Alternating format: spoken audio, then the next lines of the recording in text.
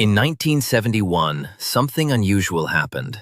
On a quiet Sunday night, President Richard Nixon went on television and made a 15-minute announcement. There was no press conference, no vote in Congress, no international negotiation, just one man speaking directly to the country. And that decision quietly changed how every dollar on Earth works.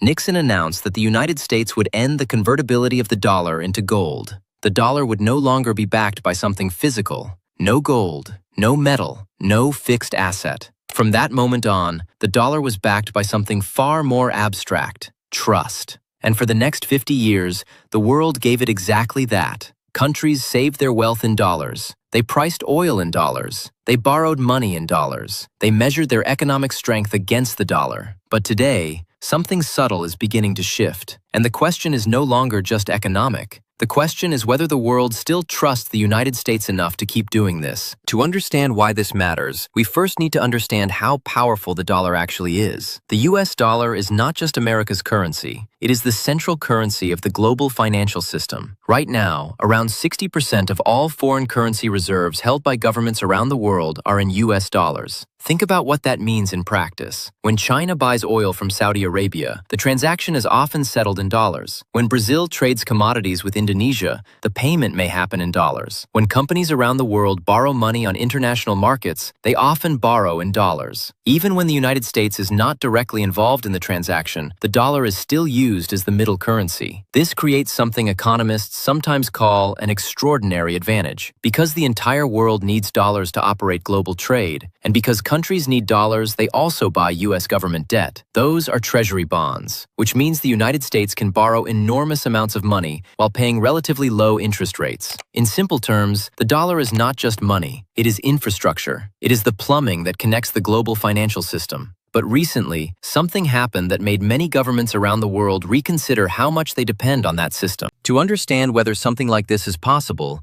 we need to look at history. Because the dollar was not always the center of the global financial system. A century ago, that position belonged to a different currency: the British pound.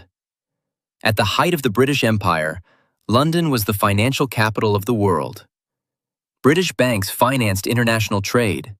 Global commodities were priced in pounds. Governments held their reserves in British currency. In many ways, Britain's position then looks very similar to the United States today. But the system did not last forever. 2 world wars placed enormous economic pressure on Britain. The country emerged victorious, but financially weakened. In 1944, global leaders gathered at a conference in Bretton Woods, New Hampshire, to design a new international financial system. The United States had the strongest economy in the world, and as a result, the dollar became the center of the new system. But the transition from the pound to the dollar did not happen overnight. The pound began losing influence in the 1920s. The Bretton Woods Agreement formalized the shift in 1944, and the process continued well into the 1970s. Reserve currencies rarely collapse suddenly. They fade slowly over time. First, the dominance weakens. Then alternatives appear, and eventually the system evolves into something new. In 2022, the United States and its allies froze roughly $300 billion belonging to the Russian central bank. Those reserves were stored in Western financial institutions, and almost overnight, Russia lost access to them. For many countries watching around the world, the message was clear: if your national savings are stored in dollars and you become politically isolated, those assets can suddenly be frozen. That moment started a new conversation, a conversation about reducing dependence on the dollar. Some economists call this process de-dollarization, but the reality is more complicated than the headlines suggest. The dollar is not collapsing, not even close, but its share of global reserves has slowly declined. Around the year 2000, the dollar made up roughly 71% of global reserves. Today, that number is closer to 60%.